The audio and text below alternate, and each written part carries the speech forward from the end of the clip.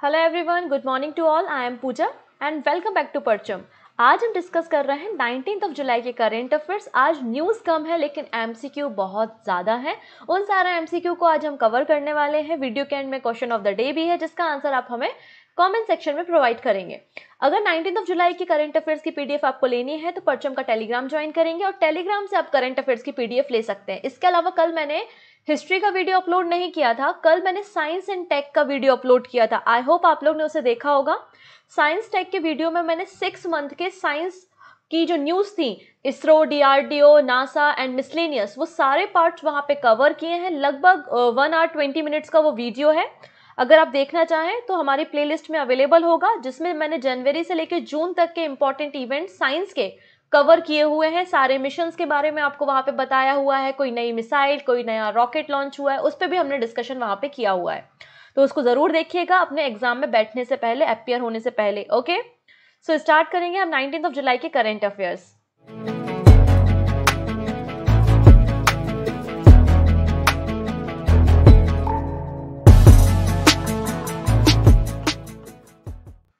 इसके अलावा एक छोटी सी इन्फॉर्मेशन आपके लिए ये भी है कि आप perchamclasses.in जो कि हमारी वेबसाइट है वहाँ पर विजिट कर सकते हैं। वहाँ पर आपको 2 इंपॉर्टेंट प्रोडक्ट्स देखने को मिलेंगे। पहला प्रोडक्ट है सीए रफ्तार। सीए रफ्तार के रिव्यूज़ काफ़ी अच्छे हैं, उसके लिए thank you so much. CA रफ्तार में हमने क्या किया है, 6 मंथ की हेडलाइंस को कवर किया है, जनवरी से लेकर जून तक, month wise and topic wise है।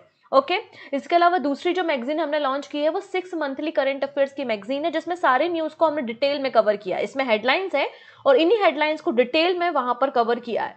और हमने सवाल को भी लॉन्च किया था। तो सवाल में क्या है, 3 महीने के मतलब अप्रैल, मई और जून, 3 मंथ्स के 350 क्वेश्चन है, एमसीक्यू हैं, वो भी एक्सप्लेनेशन के साथ है, जिनके क्वेश्चन जो एग्जाम में बनने की पॉसिबिलिटी बहुत ज़्यादा रखते हैं। तो आप इन तीनों प्रोडक्ट को वहाँ से देख सकते हैं। ओके, तो सबसे पहले आज हम बात करेंगे कुछ इंपॉर्टेंट पर्सन पे, फिर हम स्पोर्ट्स की बात, नेशनल, इंटरनेशनल और सारी बात को फिर एक एक करके कवर करने वाले हैं। ओके, तो पहले पर्सन है यहाँ पे फॉर्मर केरला सीएम ओमन चांडी पास्ड अवे। तो केरला के पूर्व मुख्यमंत्री रहे हैं, सीएम रहे हैं ओमान चांडी, जिनका निधन हो गया है। इनकी एज 79 ईयर्स की थी। ये 2 बार केरला के चीफ मिनिस्टर रहे हैं, मुख्यमंत्री रहे हैं, 2004 टू 2006 एंड 2011 टू 2016। 2004 से 2006, 2011 से 2016, 2 बार एक केरला राज्य के मुख्यमंत्री के रूप में इन्होंने काम किया है। और इन्होंने अपने पॉलिटिकल करियर की शुरुआत 27 की एज में की थी, 1970 में, जब इन्होंने अपना पहला विधानसभा का इलेक्शन जीता था। उसके बाद वो 11 बार 11 टाइम्स और लेजिस्लेटिव असेंबली के इलेक्शन को जीते। इसके अलावा ही represented the Puthuppally assembly constituency. इनकी कॉन्स्टिट्यूंसी या इनका निर्वाचन क्षेत्र क्या था, पुथुपल्ली असेंबली थी।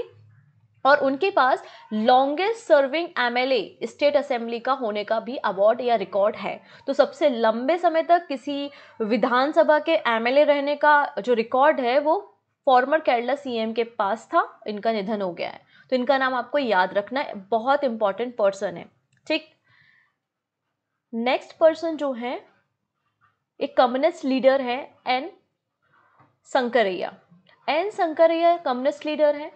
अगर हम बात करें तो आप कह सकते हैं he is the last living freedom fighter of India है। इनकी एज लगभग 103 ईयर्स की हो चुकी है। ठीक है, 1931 में शंकरैया जब केवल 9 साल के थे और जब प्रोटेस्ट में रैली निकल रही थी, भगत सिंह जी को फांसी की सज़ा के बाद जो प्रोटेस्ट में रैली निकल रही थी, तो उसमें वो पार्टिसिपेट किए थे। तो उनकी ये पहली एक्टिविटी थी, मतलब हमारे फ्रीडम स्ट्रगल में भी इन्होंने पार्टिसिपेट किया है, इसलिए हम बोल रहे हैं he is the last living freedom fighter of India. इनका जो बॉर्न हुआ, मतलब जन्म हुआ, वो 15 जुलाई 1921 को हुआ था। और ये कम्युनिस्ट पार्टी के एक एक्टिविस्ट रहे हैं, लीडर रहे हैं। इन्होंने अपना पूरा जीवन पुअर और तमिल लोगों के डेवलपमेंट करने में निकाल दिया।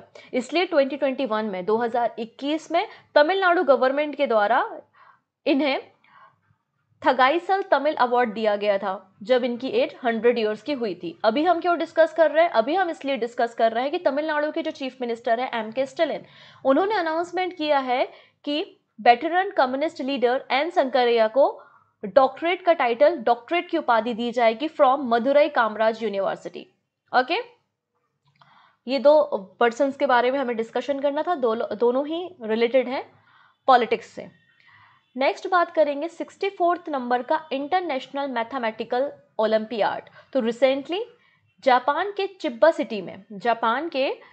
सिटी में 64th नंबर का इंटरनेशनल मैथमेटिकल ओलंपियाड कंक्लूड हुआ है, जिसमें भारत ने टोटल 6 मेडल जीते हैं, जिनमें से 2 गोल्ड, 2 सिल्वर और 2 ही ब्रोंज मेडल है। तो पहला क्वेश्चन तो ये बनेगा कि 64th नंबर का इंटरनेशनल मैथमेटिकल ओलंपियाड कहाँ हुआ? तो जापान के चिब्बा सिटी में हुआ। भारत की रैंक क्या थी? तो 112 कंट्री, मतलब 112 कंट्रीज ने यहाँ पे पार्टिसिपेट किया था और भारत की रैंकिंग जो थी वो 9th नंबर पे थी। भारत की रैंकिंग क्या है? 9th नंबर पे है। भारत ने कितने मेडल अचीव किए हैं? तो भारत को 6 मेडल मिले हैं, 2 gold, 2 bronze and 2 silver medal है। This is the 4th time India secure a position in the top 10। चौथी बार ऐसा हो रहा है कि भारत जो है वो टॉप 10 में आया है। इसके पहले इंडिया ने 7th पोजीशन में फिनिश किया था 1998 में, 2001 और 9th पोजीशन 2002 में हासिल की थी। अभी भी 9th पोजीशन भारत की है। ओके, इतनी चीज़ें। अब ओलंपियाड में जो बच्चे पार्टिसिपेट करते हैं, जो स्टूडेंट पार्टिसिपेट करते हैं, उनका सिलेक्शन कैसे किया जाता है? तो Homi Bhabha centre for science education TIFR is the nodal centre for training and selecting the student for the international olympiad, जिसमें physics, chemistry, biology, astronomy and mathematical olympiad include है। ओके, नेक्स्ट बात करेंगे, कुछ समय पहले मैंने यूनाइटेड नेशन की आपको रिपोर्ट बताई थी। यूनाइटेड नेशन ने कहा था कि 415 मिलियंस जो लोग हैं वो पिछले कुछ सालों में पॉवर्टी से बाहर आए हैं भारत में, ऐसा बोला था यूनाइटेड नेशन की रिपोर्ट ने। लेकिन अभी मैं जो बात कर रही हूँ वो नीति आयोग की रिपोर्ट के ऊपर डिस्कशन कर रही हूँ। तो नीति आयोग ने भी अपनी एक रिपोर्ट पब्लिश की है, जिसमें इन्होंने कहा है कि 13.5 करोड़ 13.5 करोड़ लोग जो हैं वो पॉवर्टी से बाहर आए हैं, गरीबी से बाहर आए हैं पिछले 5 ईयर्स में, 2015-16 से 2019-21 के बीच में। ठीक है, यहाँ पर नीति आयोग ने मल्टी डायमेंशनल पॉवर्टी इंडेक्स मतलब MPI इंडेक्स को रिलीज किया है।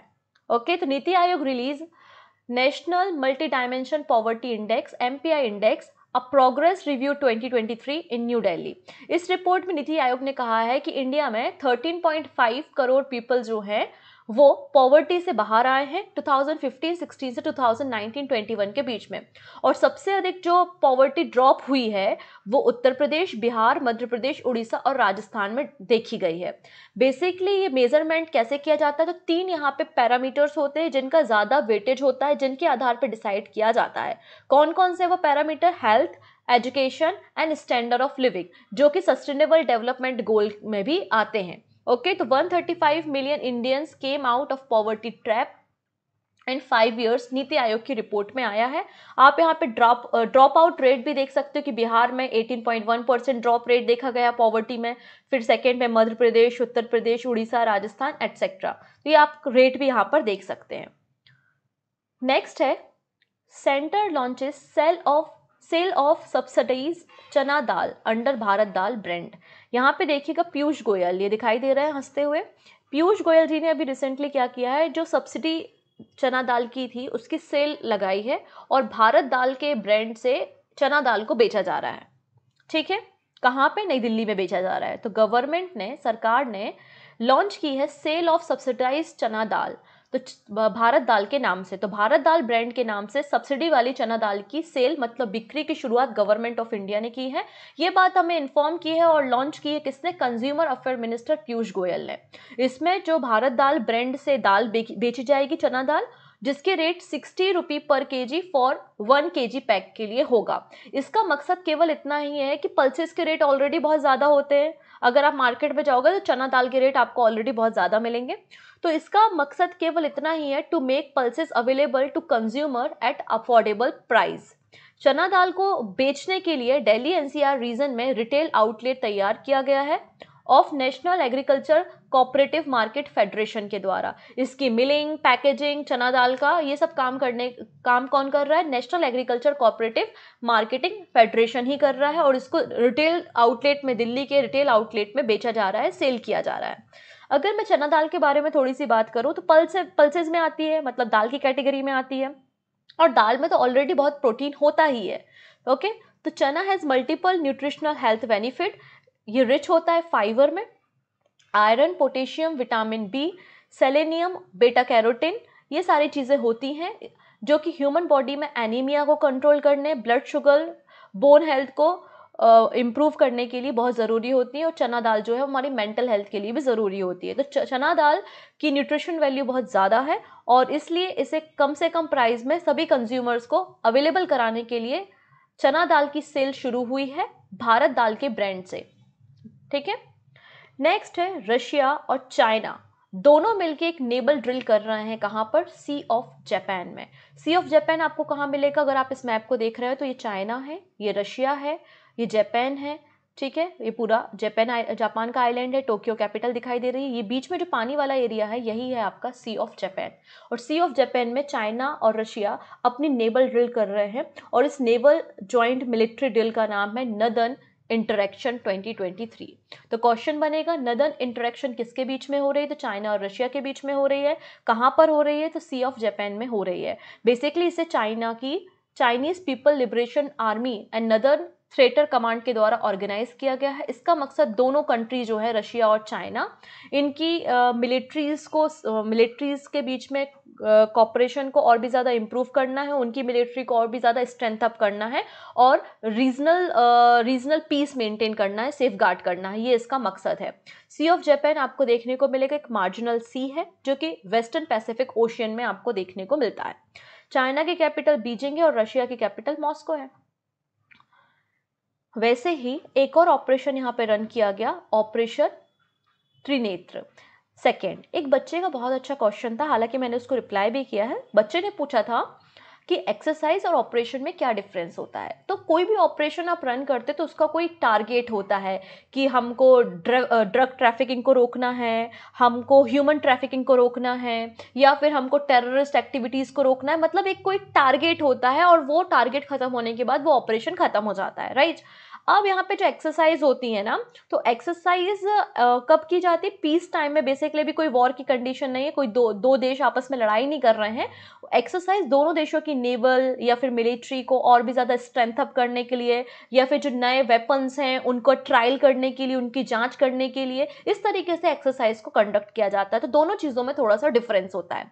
अब ऑपरेशन त्रिनेत्र सेकेंड को कंडक्ट किया गया जम्मू एंड कश्मीर में। जम्मू एंड कश्मीर की पुलिस और इंडियन आर्मी के द्वारा इस ऑपरेशन को रन कराया गया था।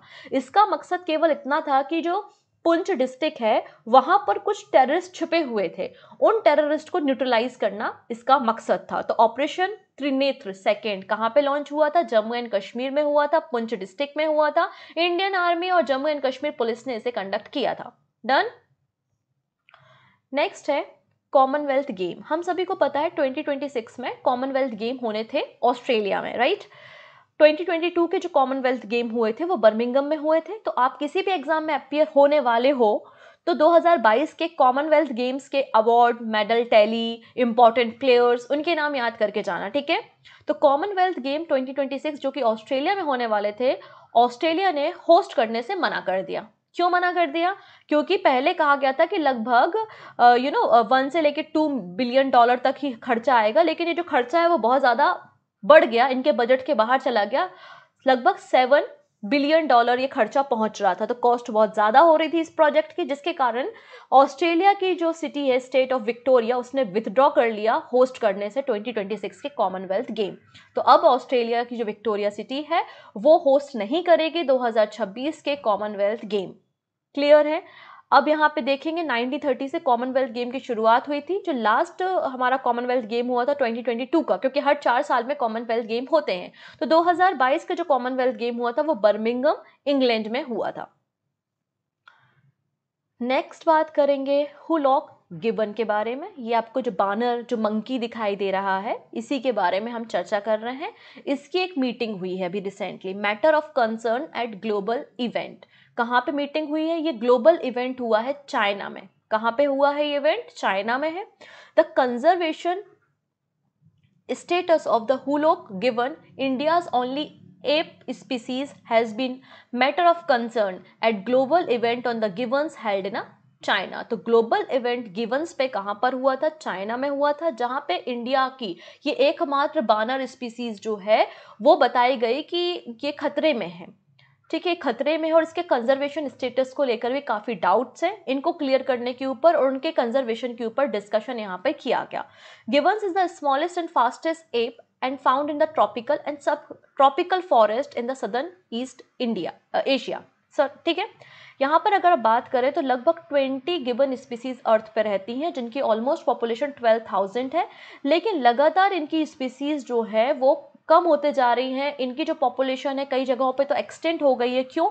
लगातार आपका जो है हम डिफॉरेस्टेशन कर रहे हैं, जंगलों की कटाई कर रहे हैं और पॉपुलेशन बहुत ज़्यादा इंक्रीज हो रहा है, तो इनका जो रहने लायक एरिया था, हैबिटेट था, वो डिस्ट्रॉय होता जा रहा है, जिसके कारण इनकी पॉपुलेशन भी लगातार डिक्लाइन होते जा रही है।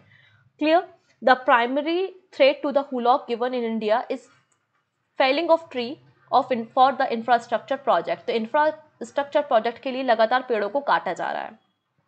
ग्लोबल गिवन नेटवर्क जो है, इसका एम केवल और केवल ये जो गिवन्स हैं उनके हैबिटेट को प्रोटेक्ट करना है और इनको कंजर्व करना है। अब अरण्यक जो एक नॉन प्रॉफिट कंजर्वेशन ऑर्गेनाइजेशन है आसाम का, वो one of the founding organisation है GGN, मतलब ग्लोबल गिवन नेटवर्क का। ठीक है, अगर हम इसका स्टेटस देखते हैं तो इनके स्टेटस अलग अलग जगहों पे अलग अलग है। जैसे international union for conservation of nature red list ने क्लासिफाई किया कि जो वेस्टर्न हुलॉक गिवन है वो इंडेंजर कैटेगरी में आते हैं। वहीं अगर ईस्टर्न हुलॉक गिवन के बारे में बात करें तो ये वल्नरेबल कैटेगरी में आते हैं। लास्ट न्यूज़ बात कर रहे हैं हम G20 global food regulator summit के बारे में। तो global food regulator summit 2023 host करने जा रहा है भारत। पहली बार भारत इसे होस्ट कर रहा है और पहली बार रोम मतलब इटली के बाहर इस समिट को किया जा रहा है। तो global food regulator summit 2023 is being held in Delhi for the first time as a G20 event. The summit is being held outside Rome, Italy for the first time. इसको ऑर्गेनाइज करा रहा है फसाई food safety and standard authority of India और उसका सहयोग कर रही है ministry of health and family welfare. 20 and 21 of July को ये समिट आयोजित किया जाएगा न्यू दिल्ली में मानिक शॉ ऑडिटोरियम में। ओके, इसके लिए लोगों को 17 ऑफ जुलाई को डॉक्टर मनसुख मंडाविया, जो कि हमारे स्वास्थ्य मंत्रालय हेल्थ मिनिस्ट्री को संभालते हैं, उन्होंने लॉन्च किया। इसका ऑब्जेक्टिव क्या होता है? To provide valuable platform to the summit participant to delivered on food safety and regulatory aspect in the concept network. यहाँ पर बेसिकली मकसद इस समिट का यही होता है कि एक ही प्लेटफॉर्म पे अलग अलग इंस्टीट्यूट, अलग अलग इंटरनेशनल ऑर्गेनाइजेशन के जो रिसर्चर्स हैं, जो साइंटिस्ट हैं, एक ही जगह आए और किस तरीके से फूड सेफ्टी के लिए हम काम कर सकते हैं, फूड सिक्योरिटी के लिए हम काम कर सकते हैं, वहाँ पर सबके ओपिनियन को लेना। यहाँ पर जो मेन इनिशिएटिव होगा इस कॉन्फ्रेंस का, तो इस इनिशिएटिव में लॉन्च की जाएगी फूड ओ कोपिया। ये क्या है? एक कॉम्प्रिहेंसिव कलेक्शन है। फूड कैटेगरी वाइज यहाँ पे हर एक फूड का मोनोग्राफ तैयार किया जाएगा। मोनोग्राफ क्या होता है? मोनोग्राफ एक डिटेल रिटर्न स्टडी होती है किसी सिंगल स्पेसिफाइड सब्जेक्ट या फिर एस्पेक्ट की। तो हर एक फूड कैटेगरी के जो ऑब्जेक्ट है या फूड है उनका अलग अलग मोनोग्राफ तैयार किया जाएगा। इसके अलावा इस प्लेटफॉर्म पे संग्रह मतलब safe food for nation global food regulatory authority handbook को भी यहाँ पे लॉन्च किया जाएगा। लगभग 76 कंट्रीज के लोग यहाँ पर बैठेंगे, बात करेंगे और हमारे भारत की 8 अलग अलग इंडियन लैंग्वेज में इस कलेक्शन को पब्लिश किया जाएगा, अवेलेबल कराया जाएगा। एक बार सबमिट हो जाए हम वापस इसको डिस्कस करेंगे। अब यहाँ पे कुछ शॉर्ट न्यूज़ है जो कि बहुत इंपॉर्टेंट है। सबसे पहली बात, सिविल एविएशन मिनिस्टर ज्योति आदित्य सिंधिया ने इनॉग्रेट किया है dual elevated eastern cross taxiway and the 4th runway at Delhi airport. जो इंदिरा गांधी इंटरनेशनल एयरपोर्ट है ना दिल्ली में, वहां पर चौथा रनवे और एलिवेटेड ईस्टर्न क्रॉस टैक्सीवे को लॉन्च किया है सिविल एविएशन मिनिस्टर ज्योति आदित्य सिंधिया ने। इसके अलावा यहाँ पे आयरलैंड, रिपब्लिक ऑफ आयरलैंड की गवर्नमेंट ने एक फैसला लिया है कि lesson in relationship and sex education compulsory होगी 15 से लेकर 18 ईयर्स तक के स्कूल के बच्चों के लिए। ये बात किसने की है? रिपब्लिक ऑफ आयरलैंड ने की है। नेक्स्ट है अपकमिंग जो वर्ल्ड वेट लिफ्टिंग चैंपियनशिप होने वाली है रियाद सऊदी अरेबिया में। वहां पर हमारे 5 वेट लिफ्टर पार्टिसिपेट करने वाले हैं वेट लिफ्टिंग चैंपियनशिप में और इनको लीड करेंगी Mirabai Chanu. The Tokyo 2022 Olympic silver medalist Mirabai Chanu will lead a 5-member Indian contingent at the World Weightlifting Championship in Riyadh, Saudi Arabia. और ये जो रियाद में इवेंट हो रहा है एक क्वालिफाई इवेंट होगा फॉर द 2024 पेरिस ओलंपिक्स। ठीक, नेक्स्ट है एक फ्रेंच बेस्ड कंपनी है, एक फ्रांस की कंपनी है जिसका नाम है मिशेलिन। उन्होंने कंफर्म किया है शांतनु देशपांडे को एज अ एमडी। नेक्स्ट है एनटीपीसी को रिसेंटली इकोनॉमिक्स टाइम के द्वारा 2 अवार्ड दिए गए हैं, 2 अलग अलग कैटेगरी में अवार्ड दिए गए हैं। HR world future skill award 2023 पहली कैटेगरी है best use of AI VR या फिर एआर का लर्निंग में अप स्केलिंग करने में बेस्ट यूज करने के लिए। सेकेंड है best advance in creating and extending enterprises learning programme. अब देखिएगा आरबीआई ने एक रिपोर्ट पब्लिश की है। आरबीआई ने कहा है कि भारत जो है, भारत एक डेवलप्ड कंट्री बन सकता है 2047 तक। क्या कहता है आरबीआई? आरबीआई कहता है कि भारत एक विकसित देश, एक डेवलप्ड कंट्री बन सकता है 2047 तक अगर भारत का जो average annual real GDP growth है वो 7.6% रहे over the next 25 years.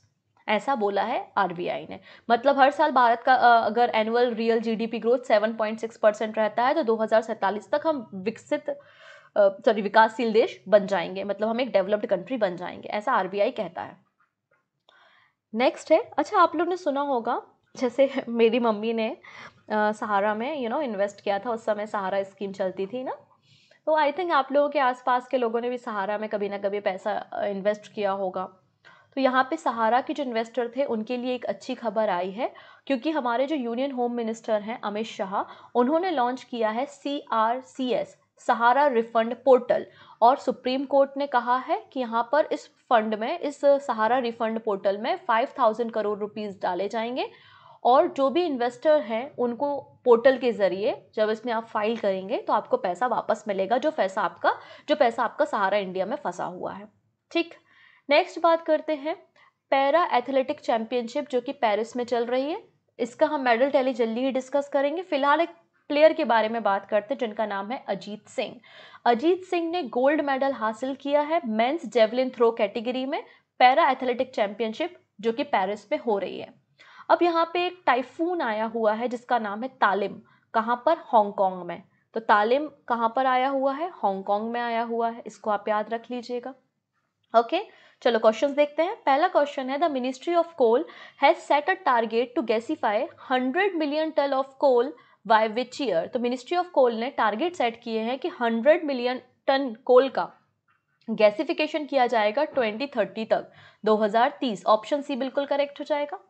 Next, which country relationship and the sex education lessons have been made compulsory for 15 to 18 year old in school? Answer हो जाएगा आयरलैंड। ऑप्शन डी यहाँ पे correct है। Next है golden peacock environment management award किसे मिला है? तो अडानी ट्रांसमिशन लिमिटेड को अवार्ड दिया गया है। ऑप्शन नंबर ए करेक्ट है। 64th नंबर का जो इंटरनेशनल मैथमेटिकल ओलंपियाड हुआ था जापान के चिबा सिटी में, भारत को कितने मेडल मिले हैं? तो भारत को टोटल 6 मेडल मिले हैं जिनमें से 2 गोल्ड मेडल है। ऑप्शन सी बिल्कुल करेक्ट है।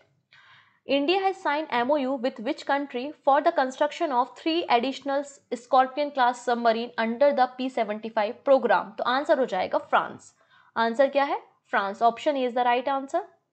अब मैंने कल आपको एशियन एथलेटिक चैंपियनशिप के बारे में बताया था। भारत को मिले गए जो गोल्ड मेडल्स हैं 6 लोगों को, उनके ऊपर भी डिस्कशन हमने किया था। तो यहाँ पर बात हो रही है who has won the gold medal in the women's 300 metre steeplechase race at the Asian athletic championship Bangkok Thailand. तो आंसर हो जाएगा पारुल चौधरी। मैंने आपको 6 खिलाड़ियों के नाम याद करने बोले थे, आप उनको याद करिएगा। नेक्स्ट है who will lead a 5-member Indian contingent at the world weight lifting championship in Riyadh, Saudi Arabia from September 4 to 17। So answer हो जाएगा Mirabai Chanu. Option number D is the right answer. Nomadic elephant 2020 exercise किन 2 countries के बीच में हो रही है? तो India and Mongolia. Option number C बिल्कुल करेक्ट है। Who has recently release the national multi dimension poverty index? तो national multi dimension poverty index किसने रिलीज किया है? नीति आयोग ने किया है, आज ही हमने डिस्कस किया। ऑप्शन बी बिल्कुल करेक्ट है। पोनालू फेस्टिवल किस स्टेट में ऑर्गेनाइज किया जाता है? आंसर हो जाएगा तेलंगाना, हैदराबाद में इसका आयोजन हुआ। नेक्स्ट है Vilnius which hosted the NATO summit is in which country? तो नेटो समिट कहाँ हुआ था? मैंने अभी बताया आपको, बाल्टिक कंट्री लिथुआनिया में। Option C is the right answer. As per the UN data, India lifted how many people out of poverty in the last 15 years?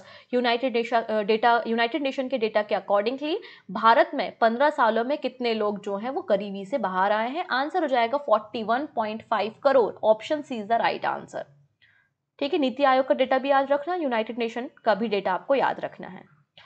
Which Australian city has decided not to host the Commonwealth Game 2026? Answer हो जाएगा Victoria. Congress leader Oman Chandi has passed away recently. He was the former chief minister of which state? तो किस राज्य के मुख्यमंत्री के रूप में इन्होंने काम किया है? चांडी जी का निधन हो गया है। आंसर हो जाएगा Kerala. Option D is the right answer.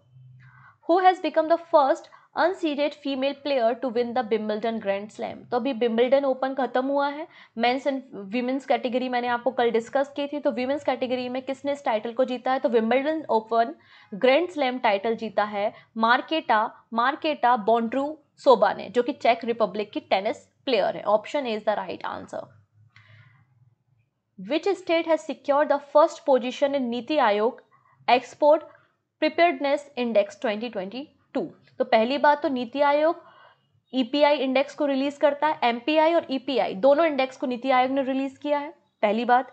अब मैंने कल आपको कोस्टल एरिया के टॉप, फिर हिली एरिया के टॉप, उसके अलावा लैंडलॉक कंट्री में टॉप, सब कुछ अलग अलग बताया था। लेकिन अगर ओवरऑल एक ही आंसर करना हो तब आपको आंसर करना है तमिलनाडु। फर्स्ट पे तमिलनाडु, सेकेंड पे महाराष्ट्र। ऑप्शन बी यहाँ पे करेक्ट है। नेक्स्ट है prime minister Modi inaugurated the integrated terminal of Veer Savarkar international airport in which state or UT? तो ये हो गया आपका जनरल नॉलेज का क्वेश्चन कि रिसेंटली प्राइम मिनिस्टर मोदी ने कहां पर वीर सावरकर इंटरनेशनल एयरपोर्ट में टर्मिनल इनॉग्रेट किया है। तो हमको पता होना चाहिए कि वीर सावरकर इंटरनेशनल एयरपोर्ट कहां है। तो ये पोर्ट विलियर में है, Andaman and Nicobar island. Option D बिल्कुल करेक्ट है। This is the question of the day. Wimbledon grand slam men's title किसने जीता है? 4 प्लेयर्स आपको दिखाई दे रहे हैं, उन प्लेयर का नाम और वो किस कंट्री के टेनिस प्लेयर हैं वो भी आप मुझे बताएंगे। तो कंट्री का नेम भी बताएंगे और प्लेयर का नेम भी बताएंगे। ओके है, बाकी सारी बातें आने वाले सेशन में करते हैं। तब तक अपना ध्यान रखेंगे। Take care and bye bye.